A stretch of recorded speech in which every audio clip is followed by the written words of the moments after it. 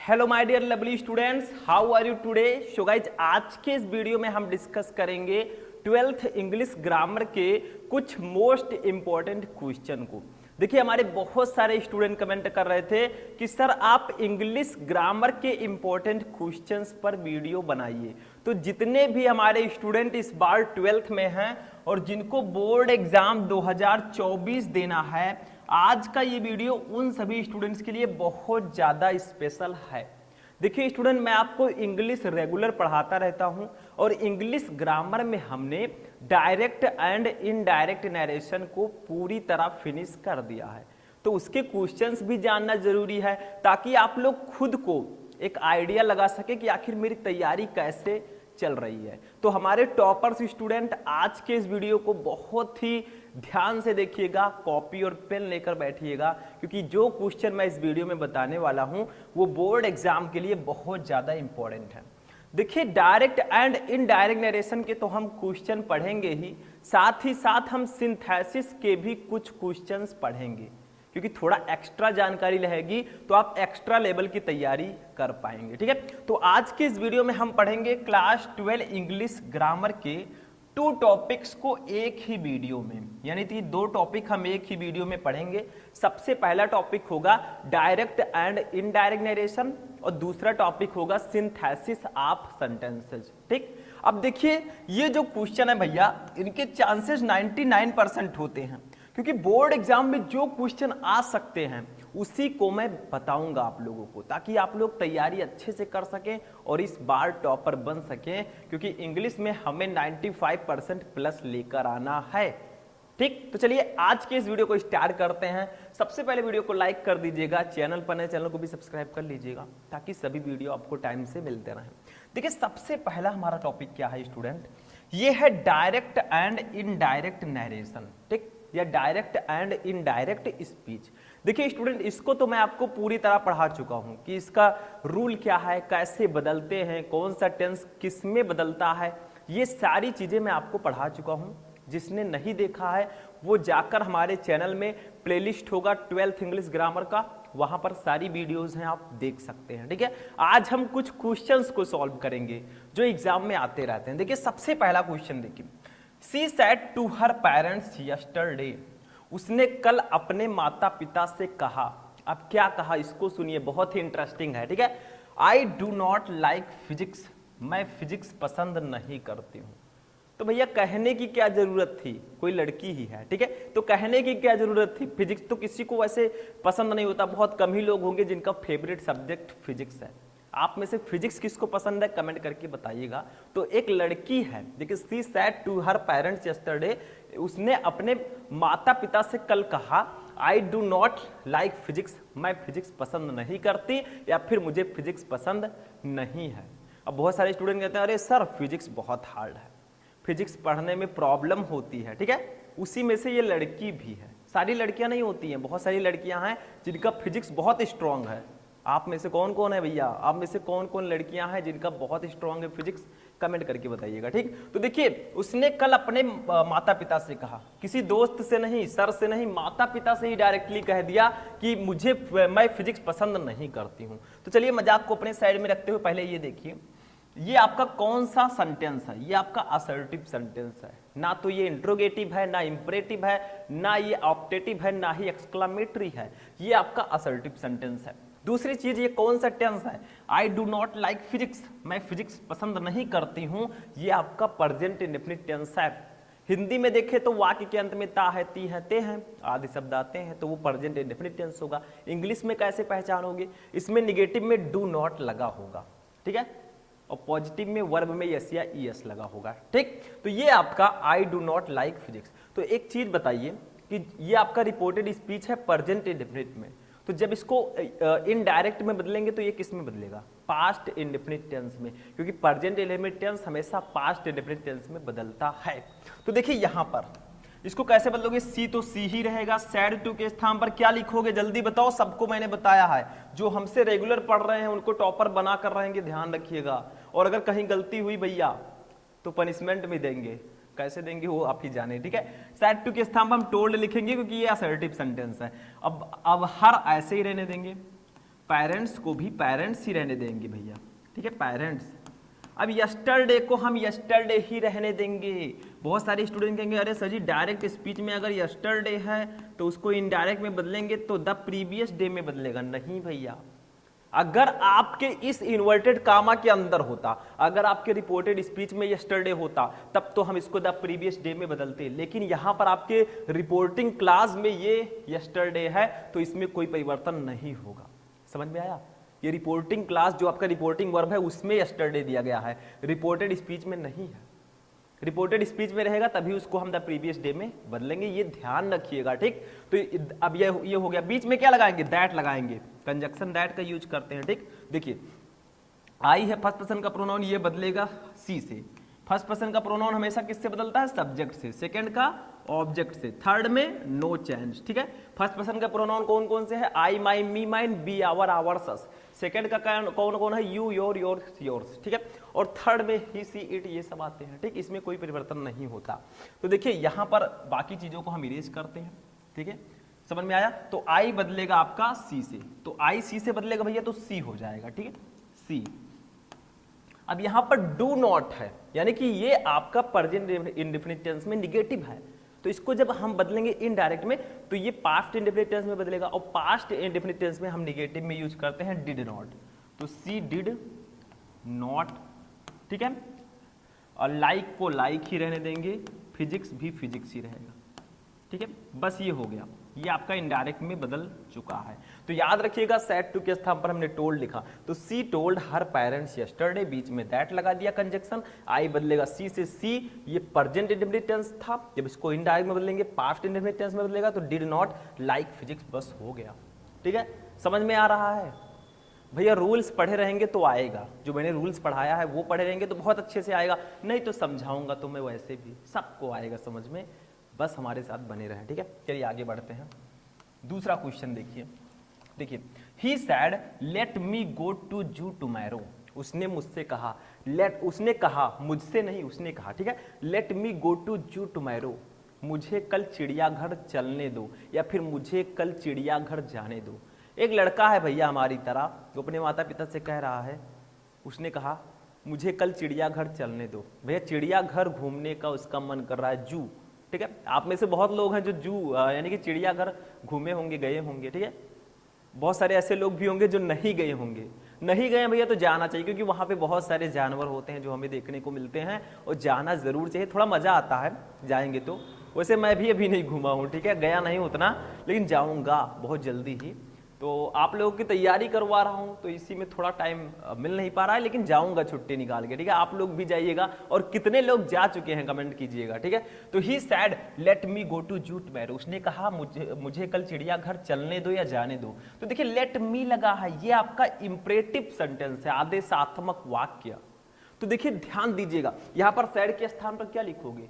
उसने कहा मुझे कल चिड़ियाघर चलने दो, तो वो रिक्वेस्ट कर रहा है किसी से, क्योंकि चलने दीजिए, मुझे जाने दीजिए, ये रिक्वेस्ट हो गया, तो सैड के स्थान पर रिक्वेस्टेड लिखेंगे। और अगर केवल लेट यहां पर आया है तो टू लगाकर लेट जोड़ देंगे। अगर लेट अस आया होता तो हम बी शुड या दे शुड का यूज करते, ये मैंने आपको पढ़ाया है।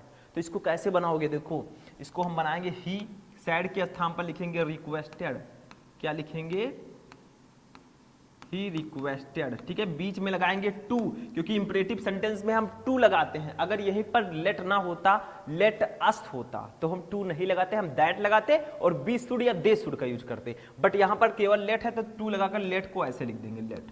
अब देखिए मी है भैया, मी बदलेगा ही से, क्योंकि मी है फर्स्ट पर्सन का प्रोनाउन, ये बदलेगा सब्जेक्ट से, सब्जेक्ट है ही के लिए हम यूज करेंगे मी के जगह पर हिम, ठीक है। तो यहां पर हो जाएगा him, let him go to zoo tomorrow है, तो टुमारो देखिए अब ये आपका रिपोर्टेड स्पीच में आया है टुमारो, तो इसको हम बदलेंगे, किस में बदलेंगे?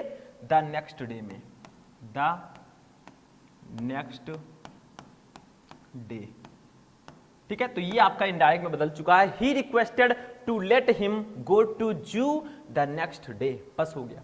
समझ में आया? तो ये इंपरेटिव सेंटेंस था, इसीलिए मैंने सैड के स्थान पर रिक्वेस्टेड लगाया, बाकी टू लगाकर लेट को जोड़ा, मी बदला ही से हिम हो गया, और बाकी ऐसे लिख दिया, हो गया।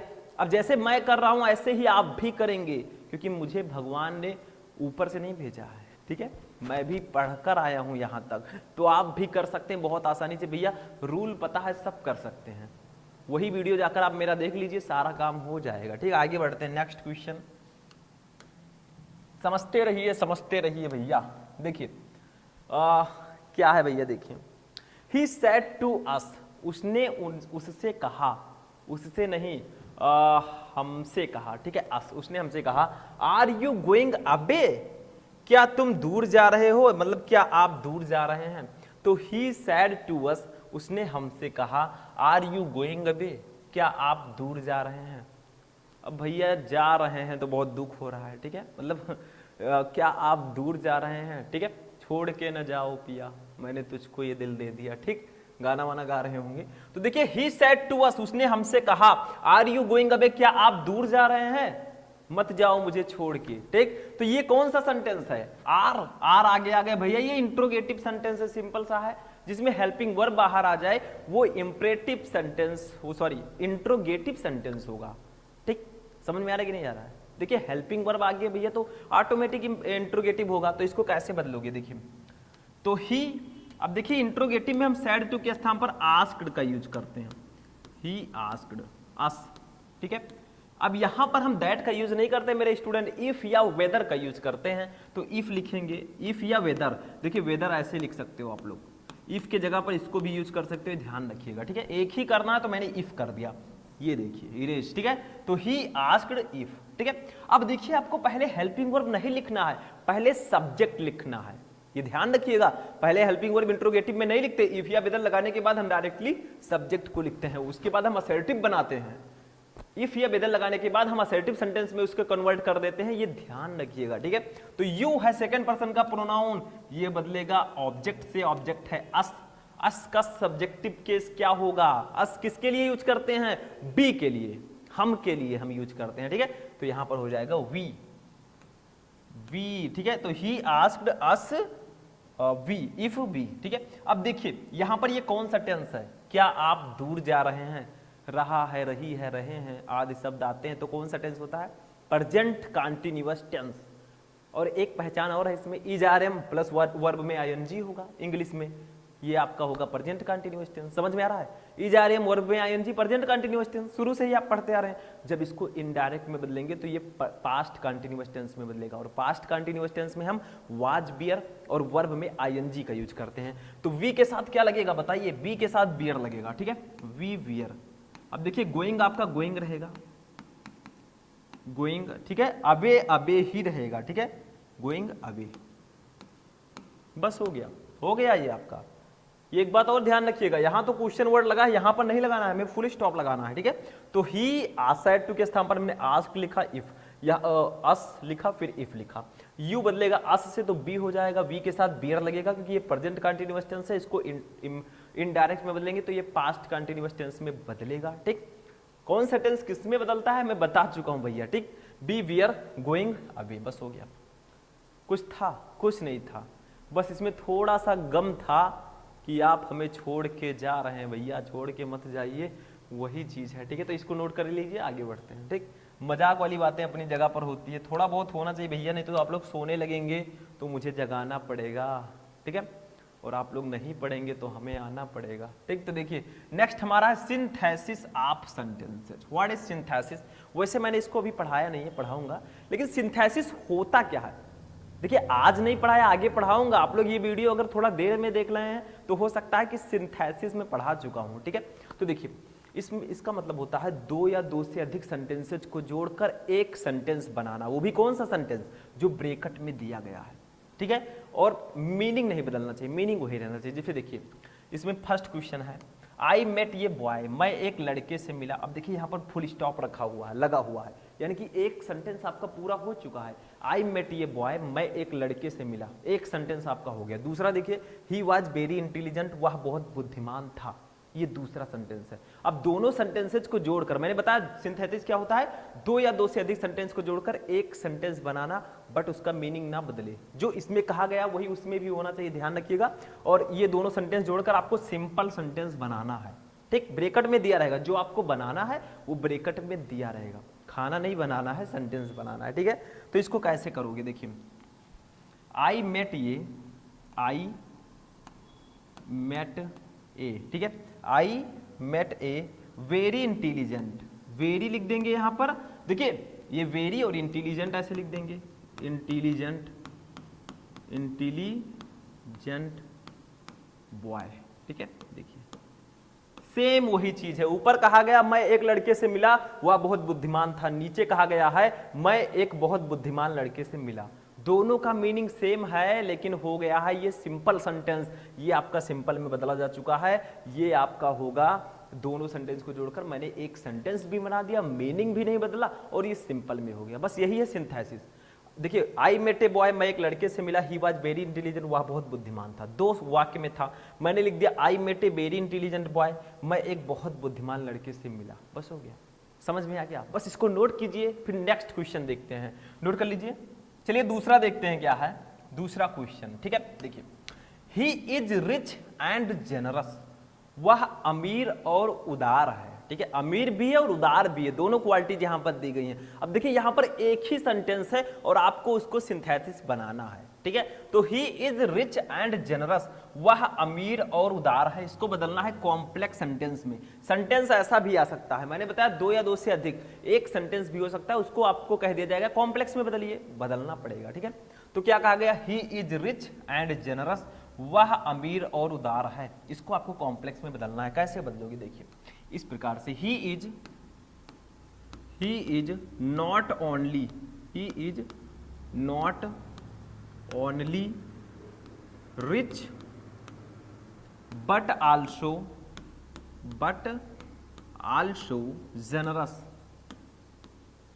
जेनरस, ठीक है। इसका मतलब क्या होगा, he is not only rich, वह ना केवल अमीर है, बट आल्सो जेनरस, बल्कि उदार भी है। वह ना केवल अमीर है बल्कि उदार भी है।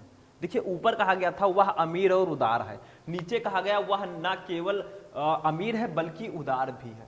दोनों का मीनिंग सेम है, लेकिन अब ये आपका कॉम्प्लेक्स सेंटेंस में बदला जा चुका है, क्योंकि इसमें मैंने लगा दिया नॉट ओनली बट आल्सो, ये लगा हो तो ये कॉम्प्लेक्स सेंटेंस में बदला जा चुका है। देखिए मीनिंग सेम है, ऊपर कहा गया था कि वह अमीर और उदार है, मतलब दोनों क्वालिटीज है। एक आदमी है वो अमीर भी है भैया, आराम से चल रहा है गाड़ी में, और उदार भी है, ठीक। अब नीचे क्या कहा गया, he is not only rich, वह ना केवल अमीर है बट आल्सो जेनरस, बल्कि उदार भी है, ठीक है। तो दोनों का मीनिंग सेम ही है और मैंने इसको बदल दिया है कॉम्प्लेक्स सेंटेंस में। समझ में आ गया? बहुत सिंपल सा है भैया, इसको समझना है, ठीक है। आगे बढ़ते हैं, नेक्स्ट थर्ड वाला देखते हैं। देखिए थर्ड क्वेश्चन देखिए बहुत इंपॉर्टेंट है, थर्ड वाला देखेंगे, ये फोर्थ आ गया, ये देखिए इसको थर्ड, हम सॉरी ये नहीं है आपका, ये वाला देखिए, ठीक है। चलिए यही देखते हैं, थर्ड आपका, फोर्थ यहां पर लिख गया है गलती से, लेकिन ये थर्ड क्वेश्चन आपका है, ठीक है। और उसके बाद चौथा अलग है, ठीक। तो ये आपका नंबरिंग मत देखिएगा, नंबरिंग से कोई प्रॉब्लम नहीं है, इसको थर्ड लिख दीजिए, हो गया, ठीक। समझ में आ गया? क्वेश्चन समझिए, नंबरिंग में मत जाइए। देखिए William C Douglas saw a girl, William C Douglas ने एक लड़की को देखा, सी वाज 9 years old, वह 9 साल की थी, she was a refugee girl, वह एक शरणार्थी लड़की थी। शरणार्थी का मतलब किसी दूसरे देश से आकर हमारे देश में शरण लिया है उस लड़की ने, वो हमारे देश की नहीं है, दूसरे देश से आकर हमारे देश में रहने लगी, यानी कि हमारे देश में उसको शरण मिला, तो वो शरणार्थी लड़की होगी। तो यहाँ पर 3 सेंटेंस है। सबसे पहला सेंटेंस है William C Douglas saw a girl, William C Douglas ने एक लड़की को देखा। दूसरा सेंटेंस है सी वाज 9 years old, वह 9 साल की थी, सब में फुल स्टॉप लगा है।